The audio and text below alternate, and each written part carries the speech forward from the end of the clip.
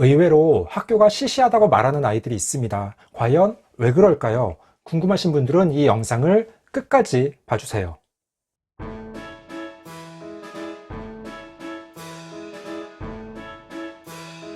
안녕하세요. 반갑습니다. 초등교사 해피 이선생입니다. 오늘은 학교 다니는 것이 시시하다고 하는 아이들에 대해서 한번 알아보도록 하겠습니다. 크게 세 가지 이유를 찾아봤습니다. 그럼 지금 바로 시작하겠습니다. 출발! 학교 다니는 것이 시시하다고 하는 아이들 왜 그럴까요? 제가 크게 세 가지 이유를 찾아봤습니다. 먼저 첫 번째, 지나친 선행으로 인해서 학교 수업에 흥미를 느끼지 못하는 경우입니다. 특히 수학의 경우에는 지나치게 선행을 하는 아이들이 가끔씩 있습니다. 서울 대치동에서는 초등학교 4학년, 5학년 아이들이 이미 중학교 수학 과정을 전부 끝내고 고등학교 수학 과정을 하는 아이들도 있다고 합니다. 일반적으로 공부를 잘하는 초등학생들의 경우에 수학을 한두 학년 위의 내용을 푸는 학생들은 가끔 있습니다. 이럴 경우 이미 본인은 다 아는 내용인데 학교에서는 보통 중간 정도 수준의 아이에 맞춰서 수업을 진행하니까 본인은 다 알고 시시하고 학교 수업이 재미없을 수밖에 없습니다. 그리고 선행을 하는 아이들은 수업 시간에 본인이 많이 안다는 것을 자랑하고 싶어 하고 수학 단원평가를 볼 때도 5분 만에 문제를 다 풀고 아이 심심해 막 그렇게 하면서 잘난 척하는 경우가 종종 있습니다. 아이 문제 너무 쉽네 나 이제 뭐 하지? 그러면 당연히 다른 아이들이 싫어하니까 그 아이는 수업에 집중하지 못하고 계속 겉도는 겁니다. 그런데 영어는 조금 양상이 다릅니다. 영어도 물론 아이들의 편차가 상당히 큰 과목입니다.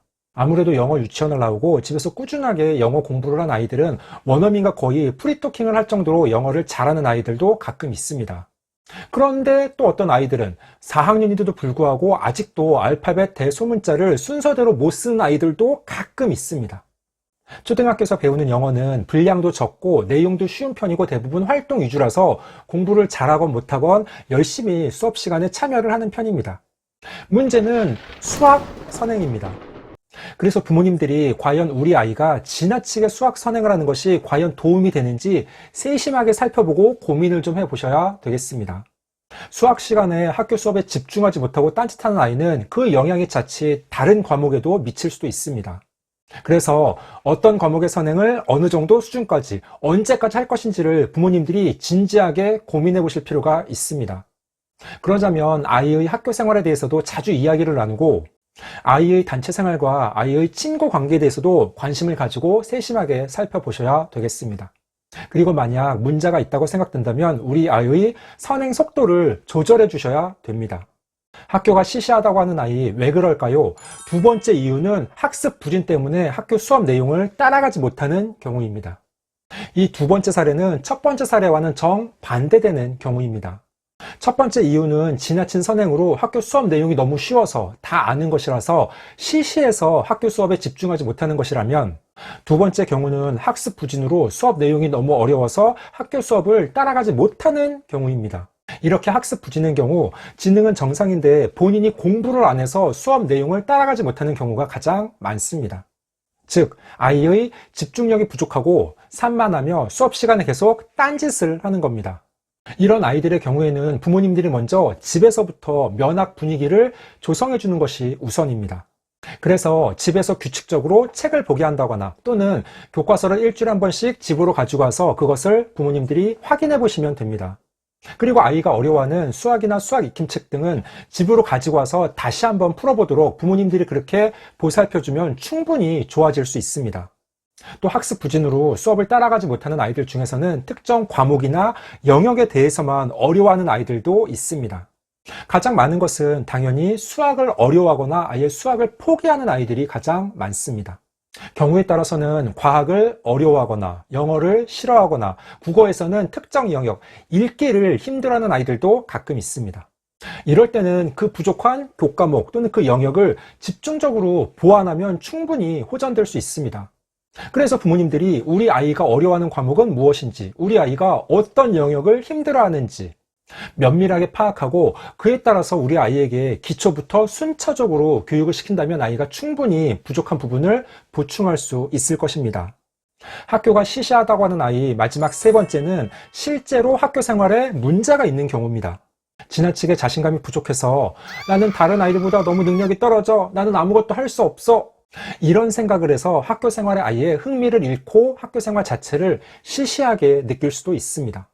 이런 아이들에게는 사람마다 모두 각기 다른 능력을 가지고 있다는 사실을 자세하게 설명해주고 집이나 학교에서 아이가 꼭 필요한 사람이라는 것을 인식할 수 있도록 자꾸 옆에서 일깨워줘야 됩니다. 그래서 본인 스스로 자신감을 회복하도록 자꾸 옆에서 유도하고 북돋아줘야 됩니다. 당연히 담임 선생님과도 유기적으로 연락을 취해서 아이의 문제에 대해서 함께 고민하고 이야기를 나누며 아이의 작은 성공에 대해서도 관심과 칭찬을 통해서 아이가 성취감을 맛보도록 해주셔야 되겠습니다. 다음으로 사회성이 부족하고 소극적이라서 다른 아이들과 어울리는 법을 잘 몰라서 늘 혼자 있는 경우입니다. 이런 아이들도 학교가 시시하고 빨리 집에 가서 부모님이나 형제들하고만 놀려고 합니다.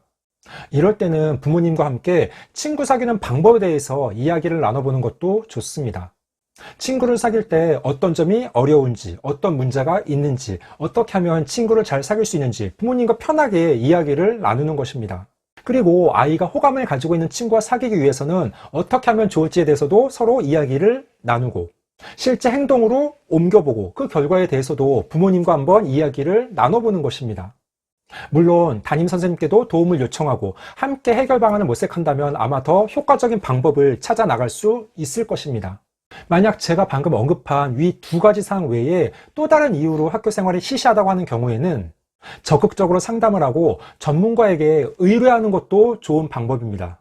요즘은 각 지역의 교육청 안에 위센터가 마련되어 있고 단위 학교에도 전문 상담 교사나 위 클래스가 마련되어 있는 경우가 상당히 많습니다.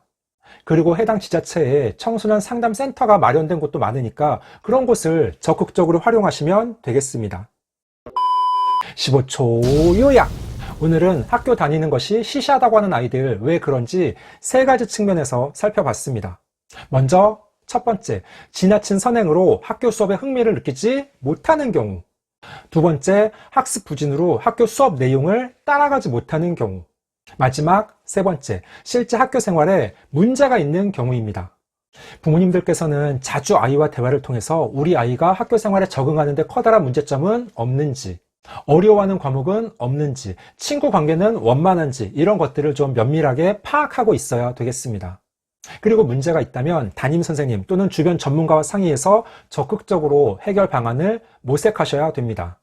오늘 준비한 내용은 여기까지입니다. 앞으로도 보다 더 재미있고 유익한 영상을 가지고 꾸준하게 계속 찾아뵙도록 하겠습니다. 이상 초등교사 해피 이선생이었습니다. 안녕.